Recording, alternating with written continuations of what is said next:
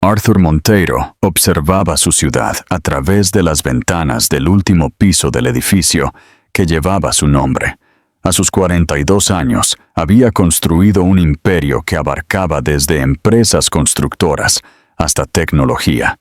Cada movimiento calculado con la precisión de un maestro. Sus ojos grises reflejaban la misma frialdad que emanaba de su presencia. Una característica que intimidaba a la competencia e impresionaba a los inversores. Antes de continuar, no olvides darle a me gusta y suscribirte al canal. Así, siempre recibirás nuestras emocionantes historias. Comenta desde qué ciudad nos estás viendo. Nos encanta escuchar el alcance de nuestras historias. La oficina era un templo del éxito, con paredes de cristal, muebles de diseño italiano y un escritorio de caoba donde se firmaban contratos millonarios a diario. Arthur no tenía amigos, solo contactos útiles. No tenía pasiones, solo inversiones rentables. Su vida se regía por hojas de cálculo, reuniones y estrategias que siempre lo mantenían 3 pasos por delante de sus rivales. Esa mañana en particular, ultimaba los detalles de su jugada más audaz. Su matrimonio con Verónica Salles. Era hija de un magnate agroindustrial, una mujer elegante e inteligente, y sobre todo, una estrategia perfecta. La unión no se basaba en el amor, un concepto que Arthur consideraba una debilidad de la gente común, sino en el poder. Juntos, controlarían mercados que jamás podrían alcanzar individualmente. Verónica entendía las reglas del juego. Además, provenía de una familia donde los matrimonios eran fusiones empresariales disfrazadas de romance. Ambos respetaban esta dinámica, manteniendo una relación cordial y eficiente, sin dramas ni sentimentalismos innecesarios. La boda se celebraría en el club más exclusivo de la ciudad, con 500 invitados cuidadosamente seleccionados. Cada nombre de la lista representaba una conexión valiosa, una oportunidad de negocio o una muestra de estatus. Arthur había planeado cada detalle, como si se tratara de una operación militar, desde la decoración, diseñada por un diseñador europeo, hasta el menú, creado por un chef con estrella Michelin. Se veía como un rey a punto de coronar a su reina, consolidando un reino que perduraría por generaciones. Lo que Arturo no sabía era que, en pocas horas, una decisión impulsiva, fruto de su arrogancia, destruiría no solo su matrimonio, sino toda la frialdad sobre la que había construido su vida. El hombre que jamás se había equivocado estaba a punto de tomar la decisión que lo cambiaría todo. La idea lo asaltó como una travesura durante una reunión de planificación de bodas. Arthur estaba revisando la lista de invitados cuando el nombre de Clara Gómez le atravesó la mente como un cuchillo afilado. Clara, la única mujer que se había atrevido a dejarlo, había elegido una vida sencilla en lugar de su mundo de lujo y poder. Habían salido durante 2 años, una época en la que Arthur aún permitía que rastros de humanidad influyeran en sus decisiones. Clara era maestra de primaria, con una sonrisa que iluminaba las aulas y una pureza que, en aquel entonces, le fascinaba. Pero cuando Arthur empezó a exigirle que se adaptara a su mundo, asistir a eventos corporativos, vestir ropa cara, abandonar su insignificante carrera, ella hizo lo impensable. Rompió con él. «Has perdido tu alma, Arthur». Esas fueron sus últimas palabras antes de dejarlo hace 5 años. Palabras que lo atormentaron más de lo que jamás admitiría. ¿Cómo se atrevía a juzgarlo? ¿Cómo se atrevía un profesor mediocre a rechazar todo lo que él ofrecía? Ahora, En la cima de su poder, Arthur vio la oportunidad perfecta para vengarse. Le ordenó a su secretaria que localizara a Clara y le enviara una invitación de boda, disfrazada de un gesto de amistad y superación del pasado. Su verdadera intención era cruel y meticulosamente planeada. Quería que ella presenciara su victoria, que viera todo lo que había perdido al rechazarlo. Arthur imaginó un momento de sadismo refinado. Clara llegaría a la boda, vería el lujo extravagante, conocería a Verónica, una mujer sofisticada que había aceptado su mundo sin dudarlo, y finalmente comprendería su propia estupidez. La imaginó avergonzada, disminuida, quizás incluso arrepentida. Verónica cuestionó la decisión de invitar a una exnovia, pero Arthur explicó con su típica frialdad calculada. Es una demostración de poder, cariño, para demostrar que hemos superado por completo el pasado. Ella lo aceptó, confiando en su capacidad para controlar cualquier situación. Lo que Arthur no podía prever era que su sed de venganza se convertiría en la semilla de su propia destrucción. Al intentar humillar a Clara, sin darse cuenta, estaba abriendo la puerta a una revelación que destrozaría su mundo controlado en 1000 pedazos. El día de la boda llegó con la perfección planeada. El exclusivo club se transformó en un moderno escenario de cuento de hadas, con flores importadas, candelabros de cristal y una atmósfera que destilaba opulencia en cada detalle. Arthur, impecable con su esmoquín italiano, recibió felicitaciones y apretones de manos de empresarios, políticos y celebridades. Cada sonrisa era calculada, cada conversación, una oportunidad de negocio disfrazada de cortesía social. Verónica lucía deslumbrante con su vestido de diseñador francés, personificando la elegancia que Arthur esperaba de una esposa. Eran la pareja perfecta a los ojos de la sociedad, dos iconos del éxito uniendo sus imperios en una ceremonia que sería noticia de primera plana durante semanas. Arthur miró discretamente su reloj, preguntándose si Clara aparecería. Una parte de él deseaba que viniera para saborear su venganza. Otra parte esperaba que fuera lo suficientemente sensata como para exponerse a tal humillación.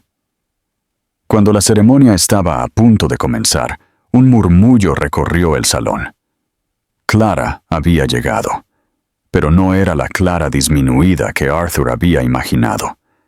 Entró con natural elegancia, luciendo un vestido sencillo, pero bien escogido, y su cabello suelto enmarcaba un rostro que irradiaba serenidad. Arthur sintió una extraña punzada. Seguía siendo hermosa, pero había algo diferente, una nueva madurez en su mirada. Lo que le heló la sangre a Arthur no fue su apariencia, sino lo que vino después. Clara no estaba sola. Dos pequeñas figuras caminaban a su lado, una de cada mano. Dos niños idénticos, de unos 4 años, con cabello oscuro y ondulado y penetrantes ojos grises. Ojos que eran una copia exacta de los de ella. La habitación pareció inclinarse. Las voces se desvanecieron en un zumbido lejano. Arthur observaba, hipnotizado, mientras los chicos miraban a su alrededor con curiosidad infantil, completamente ajenos al terremoto que su presencia había desatado. Eran versiones en miniatura de él, la forma de sus rostros, la mandíbula, incluso la forma en que uno de ellos frunció el ceño en señal de concentración. Fue entonces cuando sucedió.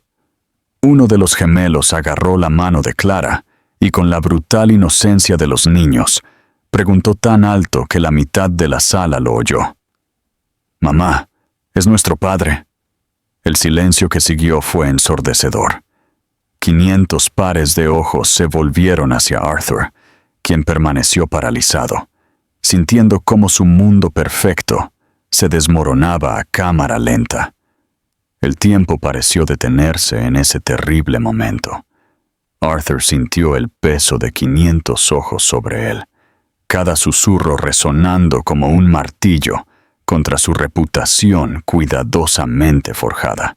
El chico que había hecho la pregunta seguía mirándolo con inocente curiosidad, mientras su hermano gemelo se escondía tímidamente tras las piernas de Clara. Verónica fue la primera en romper el silencio sepulcral. Su rostro, antes radiante, se transformó en una máscara de conmoción y furia contenida. «Arthur», su voz cortó el aire como una cuchilla. «¿Qué significa esto?» Sus ojos, que minutos antes brillaban con éxtasis nupcial, ahora ardían con una frialdad que rivalizaba con la suya. Clara mantuvo la calma, pero su postura denotaba una férrea determinación. No había venido a causar problemas. Era evidente que su presencia allí no había sido planeada como una confrontación. Sostuvo las manos de los chicos con gesto protector, como si quisiera protegerlos del caos que se desataba a su alrededor. Los invitados comenzaron a murmurar, sacando discretamente sus teléfonos de los bolsillos para capturar el momento. Arthur pudo ver las sonrisas maliciosas de algunos competidores, la satisfacción apenas disimulada de quienes siempre habían envidiado su éxito. Su mente, normalmente tan aguda para la estrategia, estaba completamente en blanco. Yo no lo sabía», finalmente logró balbucear. Las palabras sonaron patéticas, incluso para él mismo. La involuntaria confesión de paternidad resonó por la habitación como una bomba. Verónica retrocedió, como si la hubieran golpeado. «¿No lo sabías?» Su voz se elevó una octava, perdiendo toda compostura aristocrática. 5 años, Arthur. 5 años ocultándome hijos. Las lágrimas comenzaron a desdibujar su maquillaje perfecto, transformándola de una novia radiante en una mujer traicionada. El padre de Verónica, un hombre que controlaba millones en la agroindustria, se acercó con paso furioso. «Esta boda queda cancelada», declaró con una voz que no ocultaba su desacuerdo. «Mi hija no será humillada así». La alianza empresarial, que había tardado meses en negociarse, se desvaneció en segundos. Los invitados comenzaron a dispersarse, algunos con expresiones de vergüenza, otros claramente entretenidos por el drama. Los flashes de las cámaras capturaron cada momento de la caída pública de Arthur Monteiro. El hombre que jamás había perdido una batalla presenciaba la destrucción total de su vida personal y profesional ante la alta sociedad. Cuando el salón finalmente se vació, solo quedaron Arthur, Clara y los 2 chicos que lo habían cambiado todo con una simple pregunta. Los días siguientes fueron un torbellino de abogados, papeleo y una tensión que Arthur nunca antes había experimentado. Había insistido en la prueba de ADN, no porque dudara de lo obvio, los chicos eran copias perfectas de él, sino porque su mente analítica necesitaba confirmación científica para procesar la nueva realidad. Clara aceptó sin dudarlo, demostrando la misma serenidad que había mantenido durante el caos. No parecía interesada en el dinero ni en el reconocimiento. Su única preocupación era proteger a Leo y Theo del revuelo mediático que siguió a la cancelación de la boda. Fotos de los gemelos ya circulaban en blogs de chismes, especulando sobre la familia secreta del magnate Arthur Monteiro. La prueba se realizó en una clínica discreta, pero aún así, los paparazzi lograron fotografiar a Arthur entrando y saliendo del recinto. Titulares sensacionalistas dominaron los periódicos. El imperio secreto de Arthur Monteiro. Hijos gemelos causan caos. Boda millonaria. La caída del rey de los negocios. Cuando llegó el resultado, con un 99,9% de probabilidad de paternidad, Arthur sostuvo el papel con manos temblorosas. 2 simples líneas confirmaron que su vida nunca volvería a ser la misma. Era padre. Padre de 2 niños de 4 años que no lo conocían, que habían crecido sin él, que lo veían como un extraño. La conversación con Clara era inevitable. Se encontraron en un café discreto, lejos de miradas indiscretas. Con calma, explicó cómo descubrió su embarazo 2 semanas después de la ruptura. Intenté decírtelo, dijo sin resentimiento, pero habías cambiado de número. Tus guardias de seguridad no me dejaron entrar al edificio. Decidí que sería mejor así. Arthur sintió una rabia impotente.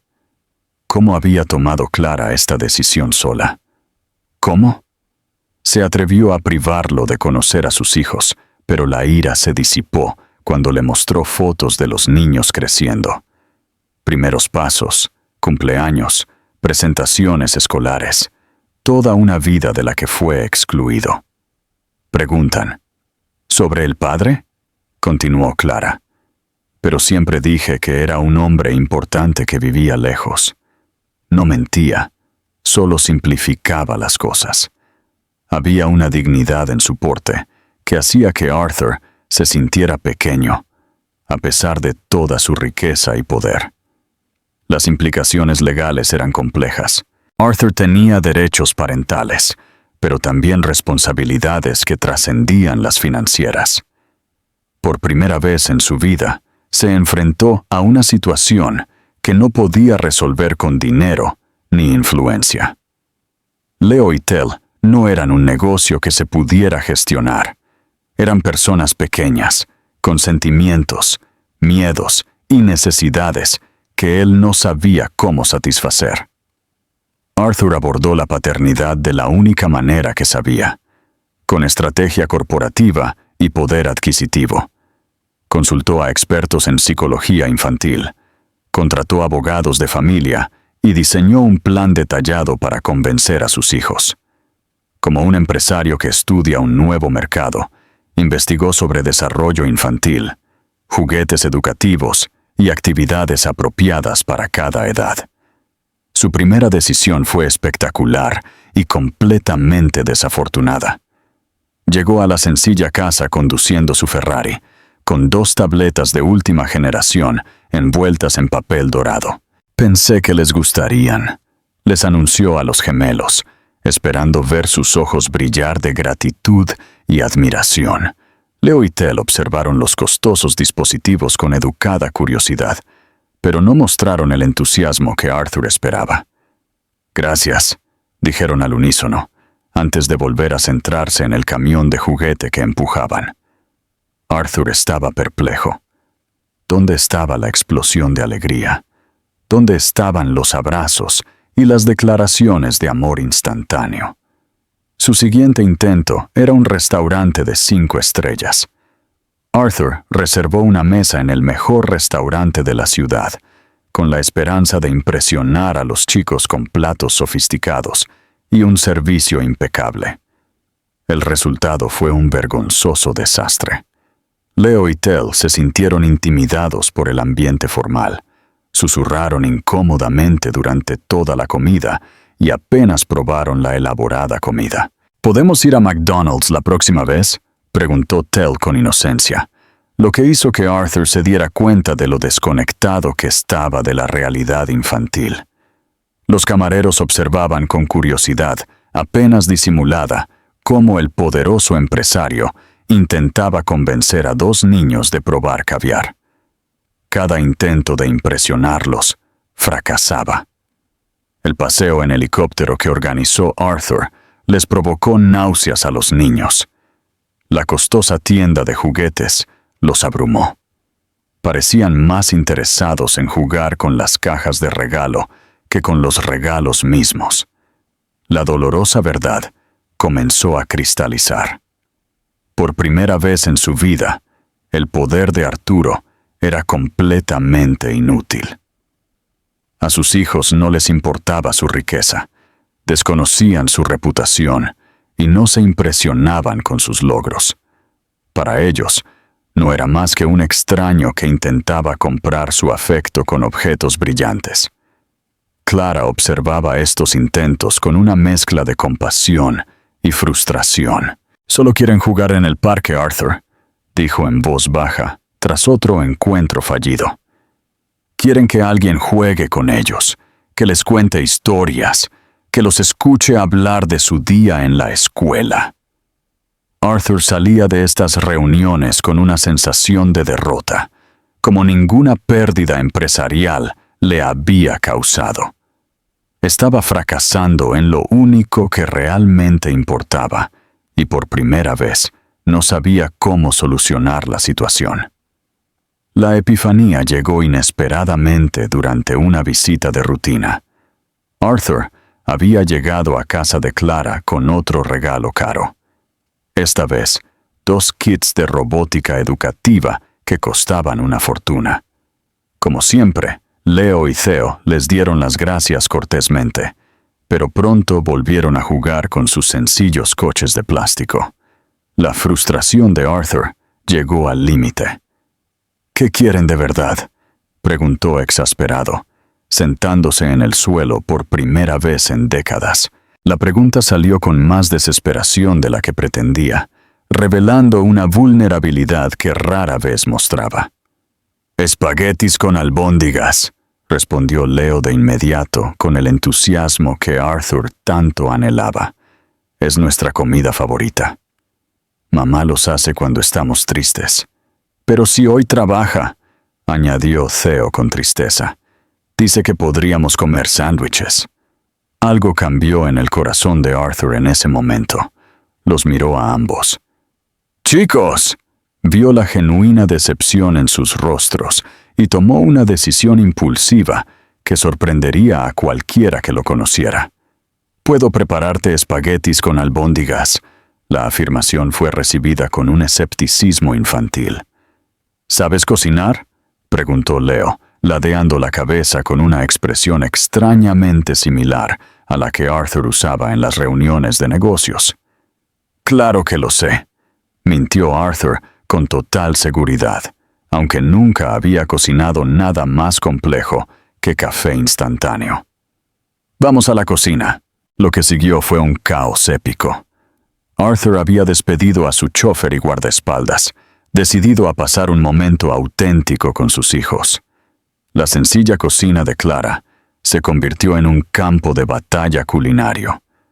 Arthur quemó la primera cacerola de salsa, derramó harina por toda la encimera y descubrió que hacer albóndigas era infinitamente más difícil que cerrar tratos millonarios. Leo y Theo, al principio preocupados, pronto empezaron a reírse de la cómica incompetencia de su padre.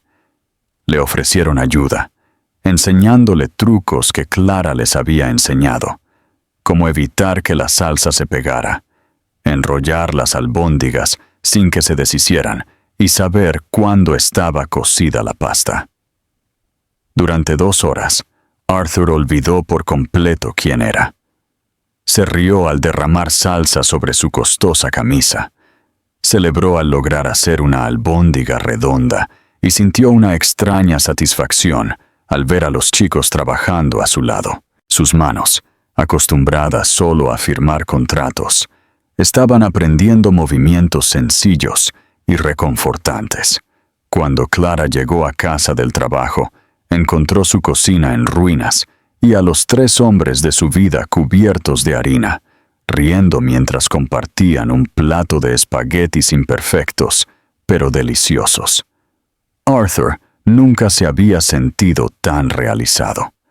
6 meses después de la desastrosa boda, Arthur se encontraba compaginando su vida profesional, que se estaba desmoronando, con sus esfuerzos por ser padre. Su empresa se enfrentaba a la peor crisis de su historia. Los inversores huyeron tras el escándalo, se cancelaron contratos y circularon rumores de quiebra por los pasillos corporativos. Sus socios presionaban para que se tomaran soluciones drásticas, mientras Arthur intentaba compaginar las reuniones de emergencia con las tardes haciendo tareas con Leo y Theo. La citación llegó un martes lluvioso. Una reunión de emergencia en Londres con inversores europeos que podrían salvar su empresa de la quiebra total. Era la última oportunidad, el último disparo antes de la rendición total. La reunión estaba programada para el jueves a las 14 CUS, hora de Londres. «Tienes que irte, Arthur», insistió Marcos, su compañero más antiguo, durante una tensa llamada telefónica. «Si no apareces, lo interpretarán como una retirada. Es literalmente nuestra única salvación». Arthur miró su horario y sintió un nudo en el estómago. El jueves a las 6 p.m., hora local, era el primer recital de música de Leo y Theo en la escuela. Llevaban semanas practicando una canción sencilla, con la guitarra, y no habían hablado de nada más en días. «Papá, estarás allí, ¿verdad?», le había preguntado Theo la noche anterior, con los ojos brillantes de expectación. Las matemáticas eran implacables. No había vuelos que le permitieran estar en Londres para la reunión y regresar a tiempo para el recital. Tendría que elegir entre salvar su imperio financiero o estar presente en el primer momento verdaderamente importante de la vida escolar de sus hijos. Sus abogados fueron inflexibles. «Arthur, sin esta reunión lo pierdes todo. No solo la empresa, sino probablemente tu casa, tus inversiones, tu estilo de vida. Te quedarás con deudas que tardarás décadas en pagar». Clara no lo presionó, pero él pudo ver la silenciosa expectativa en sus ojos. Los chicos se habían acostumbrado a las decepciones. Todos los padres ausentes, todas las promesas incumplidas por compromisos más importantes. ¿Sería Arthur uno más en la lista? La noche anterior, la fecha límite para confirmar su asistencia en Londres, Arthur permaneció despierto mirando al techo. Toda su vida se había basado en decisiones racionales, decisiones que priorizaban las ganancias y el poder por encima de todo. Su mente calculadora le gritaba que la reunión era obviamente más importante. Podría compensar a los chicos después, llevarlos de viaje caro, comprar instrumentos musicales profesionales. Pero una nueva voz, que apenas comenzaba a reconocer, susurró algo diferente. Recordó el rostro radiante de Leo cuando logró tocar la canción entera sin cometer un solo error. Recordó a Theo, explicando con orgullo cómo habían elegido sus atuendos para la actuación. Por primera vez, Arthur comprendió que había momentos que no se podían comprar, experiencias que no tenían precio. El jueves por la mañana, hizo una llamada que dejó a todos impactados. «No voy a Londres», dijo Arthur por teléfono, con una voz sorprendentemente firme para una decisión que contradecía décadas de pragmatismo corporativo. Al otro lado de la línea, Marcos guardó silencio durante largos segundos, como si no hubiera entendido bien. «Arthur, es broma, ¿verdad? Estamos hablando de una inversión de 40 millones de euros. Sin eso, se acabó. Literalmente. ¿Se acabó?» «Lo entiendo», repitió Arthur, sintiendo una extraña paz interior. «Pero hoy es el recital de mis hijos». La reacción fue explosiva. Marcos colgó el teléfono furioso. Otros socios llamaron enseguida, alternando súplicas y amenazas. Su secretaria ejecutiva, que había trabajado con él durante 15 años, Incluso lloró al teléfono, rogándole que lo reconsiderara. «Señor Arthur, ¿está echando todo a perder por una presentación escolar?» Pero Arthur ya había tomado una decisión. Por primera vez en su vida adulta, decidió asistir a algo sin valor monetario mensurable. Llegó a la escuela 1 hora antes del recital, ayudó a los chicos a ajustarse la ropa y se sentó en la primera fila del pequeño auditorio, junto a Clara. El ambiente era modesto. Sillas de plástico, un escenario improvisado, decoraciones hechas por los propios niños. Para un hombre acostumbrado a eventos en lugares lujosos, podría haber sido decepcionante. En cambio, Arthur sintió una emoción que no podía identificar. Cuando Leo y Theo subieron al escenario con sus pequeñas guitarras, Arthur sintió una opresión de orgullo en el pecho. Estaban nerviosos, pero decididos. La música que tocaron era sencilla, solo 4 acordes repetidos.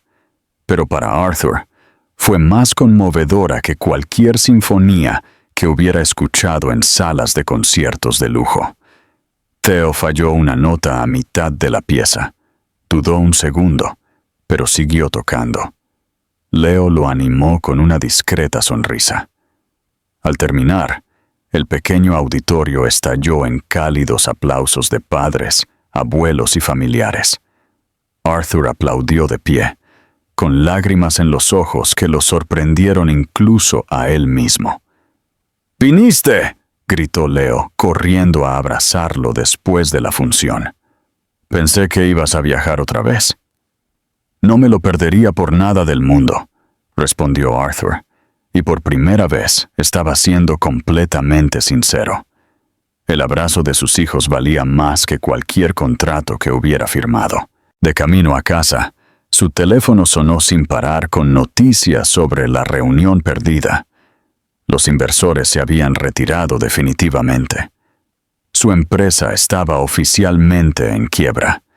Había perdido su imperio, pero al ver a Leo y Theo en el asiento trasero, cantando la canción que habían puesto, Arthur descubrió que no sentía la desesperación que esperaba sentir. 3 meses después de la quiebra de su empresa principal, Arthur luchaba por reconstruir su situación financiera con los pocos activos que le quedaban.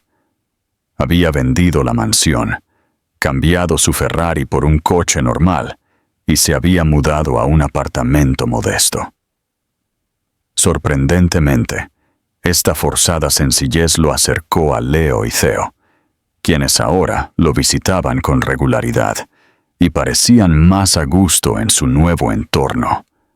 Despojado de todo, fue durante este período de reconstrucción que llegó la noticia que definitivamente pondría a prueba su transformación. Marcos, su ex socio, apareció en su pequeña oficina improvisada, con una propuesta que hizo brillar los ojos de Arthur con una mezcla de esperanza y sospecha. «Hemos encontrado la solución, Arthur», dijo Marcos, extendiendo planos y documentos sobre la mesa. «Un proyecto inmobiliario que puede sacarnos de números rojos. Y aún así, generar suficientes ganancias para que recuperes al menos la mitad de lo perdido». El proyecto consistía en un condominio de lujo en una zona privilegiada de la ciudad. ¿El problema? El terreno elegido coincidía exactamente con la escuela municipal a la que asistían Leo y Theo. La escuela que Arthur había llegado a conocer y respetar durante meses de reuniones de padres y maestros, festivales y actuaciones. «El ayuntamiento está cooperando», continuó Marcos, ignorando la expresión cada vez más sombría de Arthur. «La escuela es vieja, tiene problemas estructurales y están dispuestos a reubicar a los niños en otras instituciones. Es una situación beneficiosa para todos». Arthur conocía esa escuela mejor de lo que Marcos imaginaba. Sabía que la biblioteca tenía goteras, que el techo del gimnasio necesitaba reparaciones, que el laboratorio de informática carecía de computadoras, pero también sabía que la directora, doña Helena, dedicaba su vida a esos niños. Sabía que el profesor de música, Roberto, daba clases de guitarra gratis después del colegio. Sabía que Leo y Theo habían encontrado allí a sus mejores amigos, que se sentían seguros y queridos en ese ambiente. ¿Cuántos niños estudian allí?, preguntó Arthur, con una voz extrañamente controlada. «Unos 400», respondió Marcos con impaciencia. «Arthur, no nos pongamos sentimentales. Son negocios. ¿Quieres recuperar tu vida o seguir viviendo como una persona de clase media?»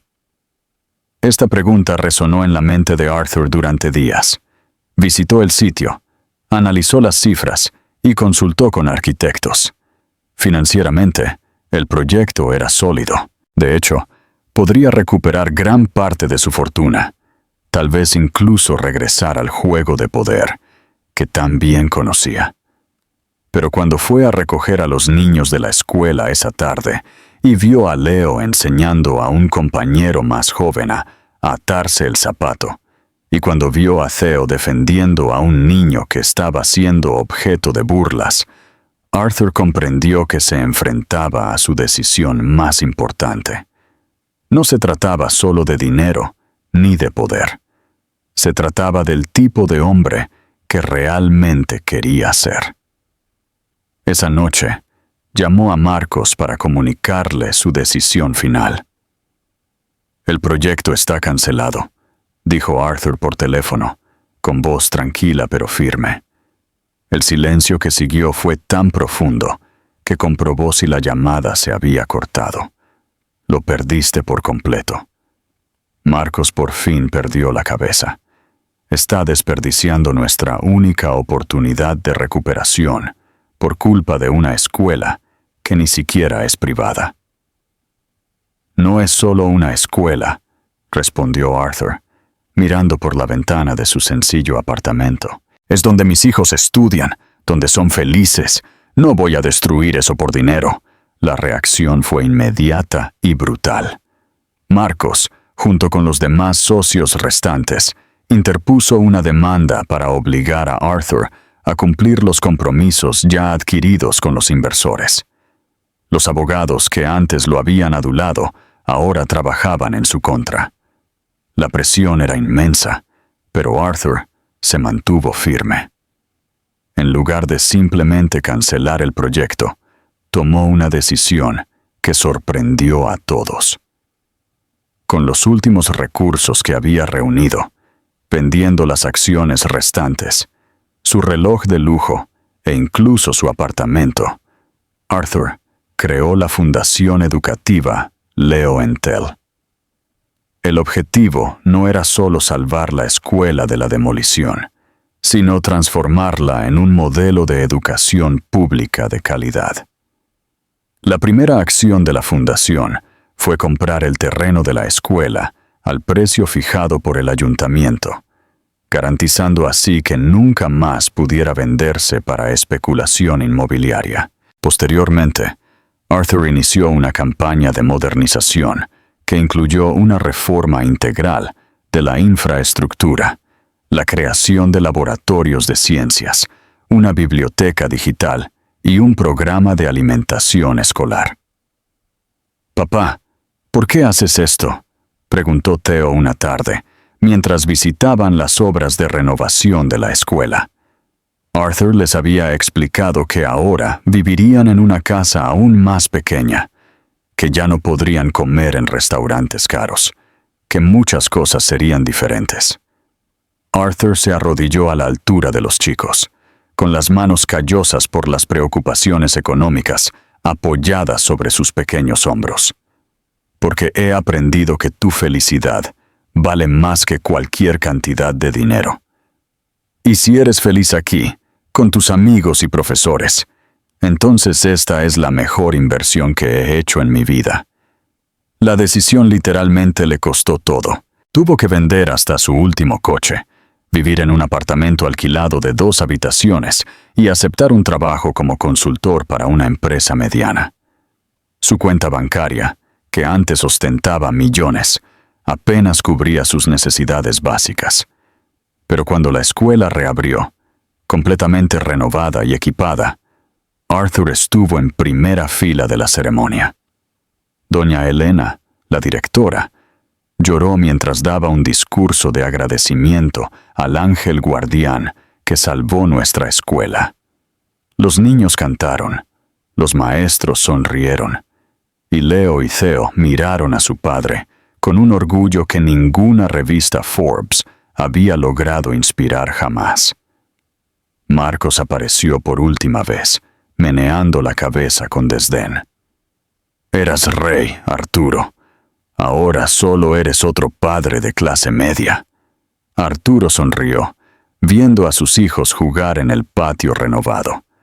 Tienes razón, y nunca he sido tan feliz en mi vida. 2 años después de lo que los medios llamaron la gran caída de Arthur Monteiro, una historia de interés humano capturó un momento que simbolizó a la perfección su transformación. La foto mostraba a un hombre canoso empujando un carrito de la compra con 2 niños de 7 años ayudándolo a elegir artículos rebajados.